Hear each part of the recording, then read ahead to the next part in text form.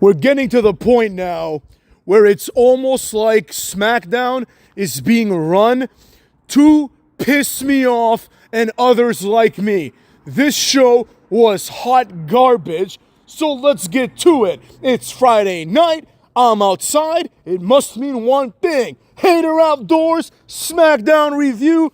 Let's get to it, segment by segment, like we do. All right, the show starts out with the face women coming out, being led by Black Rain. Then the heels come out. The match is tomorrow, but not one person cares. Nobody's getting any real reactions here. Nobody can ever possibly be excited about this.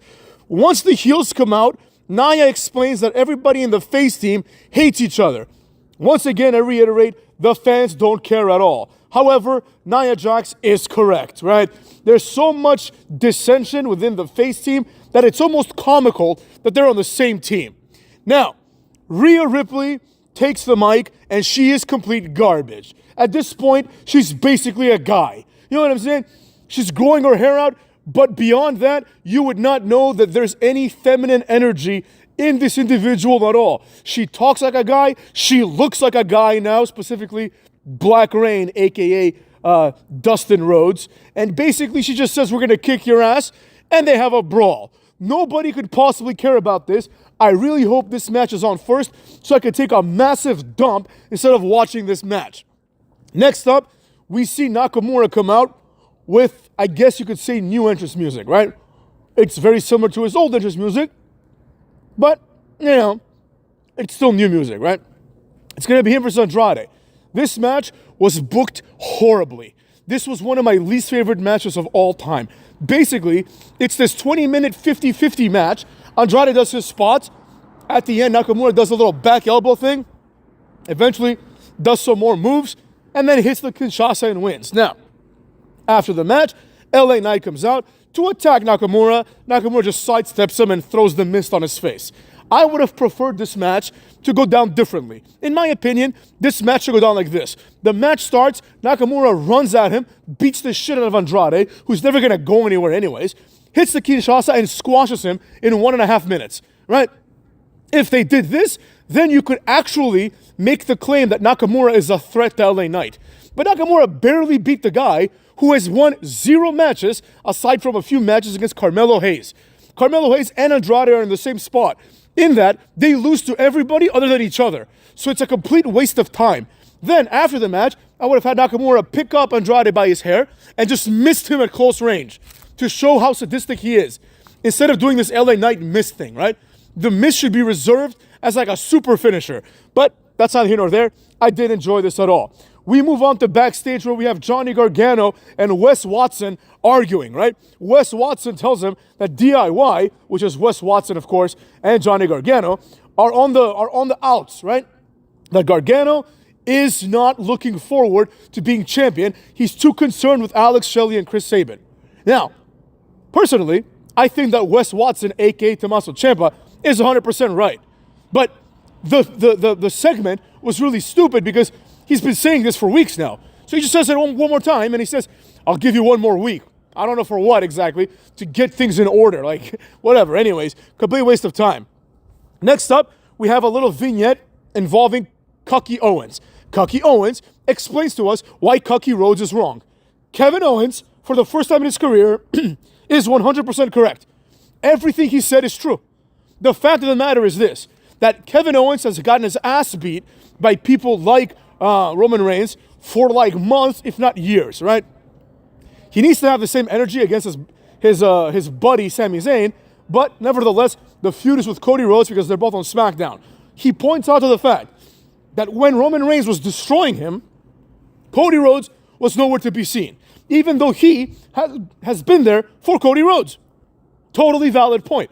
Then he correctly points out to the fact that despite this, Cody Rhodes is there for Roman Reigns, right? This is a little bit infuriating if you are Kevin Owens. It makes perfect sense. If you have a friend and someone is beating your ass day in and day out, and your friend doesn't help you out, but then helps them out, you know, it's justifiable for you to be like, fuck you, you're not my friend, right? Which is exactly what Kevin Owens is doing. Now, more on this a little bit later, because the next thing that we have is Cucky Rhodes versus Carmelo Hayes. This was one of the worst segments of all time. This was a multi-commercial segment, but I hated every second of it. Now, the match itself is decent because Carmelo Hayes is excellent in the ring. He's a great athlete. And Cookie Rhodes, for all the hate that I give him, he can put on a good match when he wants to. Now, here's the problem with the segment. And this is a really, really big problem, in my opinion. It made me hate this. I don't think I've ever hated a segment more. Basically, Michael Cole and Corey Graves, every chance they get, they're just belittling and putting down and burying Carmelo Hayes. You would think that it's fucking Stone Cold versus Taka Michinoku. That's all I could think about. And as a matter of fact, if you ever had a match like Stone Cold versus Taka Michinoku, maybe Jerry the King Lawler would be like, oh my God, Taka's going to get a beating of a lifetime. But JR would be out there putting over Taka. He'd be like, Taka's a talented young man. He's got his whole career ahead of him. Whatever. He'd say some JR shit, right? And JR would make it seem as if Taka Michinoku, even though he's getting his ass beat, Taka Michinoku is a capable wrestler, right? This not only helps Taka Michinoku in a loss, but it also kind of helps Stone Cold, right? To show us that Stone Cold is not beating some nobody jobber, right? In this match, the opposite happened. Carmelo Hayes is an NXT champion, right? Carmelo Hayes is someone that is being pegged week after week as the future of this company. Now, that's obviously not going to happen because of what I just said, and also because of the fact that Carmelo Hayes is like 5'3". Like, Cody Rhodes just towered over this guy. It's almost ridiculous. It's like, this guy shouldn't be wrestling Cody. He should be wrestling like cruiserweights for the WWE Speed title. But nevertheless, here we are. He is wrestling Cody. And Michael Cole and Corey Graves are burying this guy every chance they get, right? The match, though, does not reflect what Michael and Corey are talking about, right? Because they're basically saying Carmelo Hayes has no chance. If somehow he were to beat Cody in this match, this would kickstart his career, they're telling us. It would be a massive upset. But it shouldn't be presented as such. Because number one, Cody Rhodes has never beaten anybody impressive. Cody Rhodes has beaten nobody, right? He beat Roman Reigns after like 19 people and The Undertaker interfered. But that's pretty much the only thing he's done. Before that and after that, he's done nothing. So it wouldn't really be this big of an upset, in my opinion, if Carmelo Hayes won, all things aside. In addition, the way the match was being carried out, it wasn't presented as this one-sided affair. It was a 50-50 match where everyone knew the outcome, right? But despite this, because the match doesn't reflect the storyline, if you had like, I don't know, Triple H versus Matt Hardy on a random episode of Raw, when the Hardy Boys were like an up-and-coming tag team, what would happen is JR, at the very least, would be putting over Matt Hardy. Maybe Jerry the King Lawler would be laughing, and Triple H would be destroying Matt Hardy, right? It would be a one-sided affair. You understand what I'm saying? So this is the opposite of that. The match suggests that they're even, but Michael Cole and Corey Graves have to tell you how good Cody Rhodes is because the match and the appearances of both wrestlers do not reflect that Cody Rhodes is this massive star. They have to tell you. At one point, Corey Graves, who I hate as an announcer or as whatever, as a commentator, he's like, Carmelo thought he was LeBron, but it ends up he's just Brawny James, right? Michael Cole laughs. And then Corey Graves, he's like, oh, I meant it as a compliment. First of all, no, you didn't. You know what I'm saying? Just fucking say it like a man. But Corey Graves is not a man in his kayfabe role. He's like, oh, I meant it as a compliment. And Michael Cole says, ha ha ha, no chance, right? Number one, I don't really like that they put down Brawny James, so it has nothing to do with this at all. But that's neither here nor there. I don't really care about that. But the fact is what the fact is. And that is that they decided to completely bury Carmelo Hayes, who has done absolutely nothing to them. Right? Eventually, Cody Rhodes obviously wins. And this is presented to me as a complete and utter burial. Right? It's Cody Rhodes. Why is it that we don't know if Cody Rhodes can beat Gunther, but we know that he can beat Carmelo Hayes? Gunther was never NXT champion. Carmelo Hayes was an NXT champion. You know what I mean? Carmelo Hayes, at the very least, in kayfabe, the NXT title is supposed to be superior to the Intercontinental title, right? That's the way it's presented. You know what I mean? But that's neither here nor there. Like, for example, Charlotte Flair wins the Royal Rumble and she goes and challenges the NXT champion. You know what I mean? Because she holds it in high esteem. But that's neither here nor there. I didn't like how this match was carried out, right? And also what I didn't like was the fact that this match serves as like this week's, even though there's a pay-per-view, Cody Rhodes moment. Now, I would have liked, for example, to have seen a match be made, right? Cookie Rhodes versus Cookie Owens, right? And maybe what happens is this is Cody's tune-up match. And then after this match, this should have happened either way. Kevin Owens comes out and attacks Cody Rhodes. Why wouldn't he? He did the same thing to Randy Orton, right? And maybe Owens hits a pile driver on Cody. This forces Nick Aldis and Triple H to cancel the match at Survivor Series, right? Despite this, you have Cody Rhodes coming out saying, I want a match, maybe with a neck brace. Kevin Owens comes and start brawling, and then they get separated by security. This way, at the very least, Cody Rhodes benefits. He seems like a fighting champion, right? I mean, obviously the hater wouldn't buy it, but at least the optics would be different. Cody seems like a fighting champion who's willing to fight with a broken freaking neck. Then they, on Smackdown next week, they're like, all right, we'll do it at Saturday Night Main Event, because Cody Rhodes is like, I don't care, I'll fight him with a broken neck. Whatever, right? The point is, they could make Cody Rhodes look badass, but they don't. Instead, they have to tell you that he's badass. They have to tell you that he's better than Carmelo Hayes, and that, Kevin Owens doesn't even show up at all to whoop his ass, right? Now, Cody Rhodes might have a segment at Survivor Series, but who the hell cares? So that's that for that, right? Then, at some point, we have the Roman Reigns CM Punk sit-down interview with music thing. It was really weird. Basically, like, the entire segment was Paul Heyman putting over Solo Sikoa. He says that without unity, Solo Sikoa is going to whoop their respective asses, right? Paul Heyman doesn't know what the fuck he's talking about. The writing of this segment is complete garbage. He says to CM Punk, Solo Sikoa is going to come after you next. They're not even on the same show, and Solo Sikoa has made it clear that his other target, aside from Roman Reigns, is Cody Rhodes.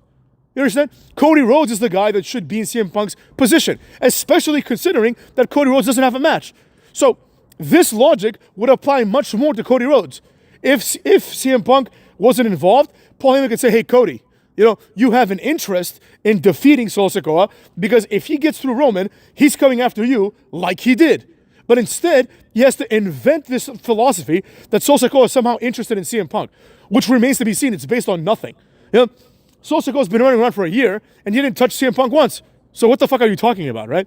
Then, basically, the situation is that Paul Heyman is going to owe CM Punk a favor for teaming up with Roman, but he refuses to tell Roman the favor. Now, the only way this can be salvaged is if during the match, Paul Heyman and CM Punk join Solo Sikoa, which is not going to happen. But if that were to happen, that would be pretty cool. But that's not what's going to happen. Probably Roman Reigns is going to win. You know what I mean? So this is not anything to be excited about. I didn't like it at all, and quite frankly, I'm tired of Roman Reigns looking like a complete bitch. Roman Reigns is looking like a bitch pussy every single week. Basically, now even the wise man says, dude, you can't get it done. You suck.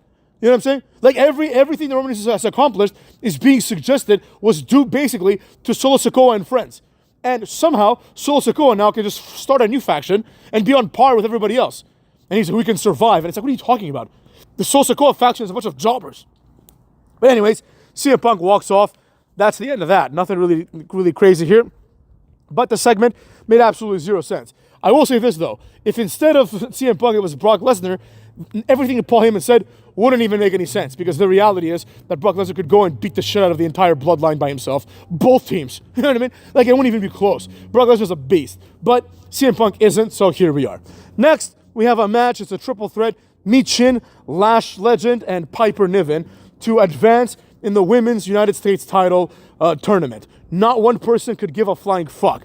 The match ends with Lash doing a very impressive lash extension on Piper, pinning her. Michin hits a senton and pins Piper to advance in the tournament. I think that Michin is a correct win here, right? Honestly, either of the three would have been a correct winner, because the U.S. title should go to someone like Lash Legend or Piper or Michin, these undercard women wrestlers, because there is no women's midcard. There's just women's champions, and then there's everybody else. And everybody else is a undercard jobber, right? Because the women don't get that many matches. So there you have it. Then we have an LA Knight moment. In the back, he's cleaning his eyes, and he basically says he doesn't care. He's going to beat up Nakamura. This match has not been, fully fleshed out. It hasn't been engaging, the feud, and nobody could possibly give a rat's ass.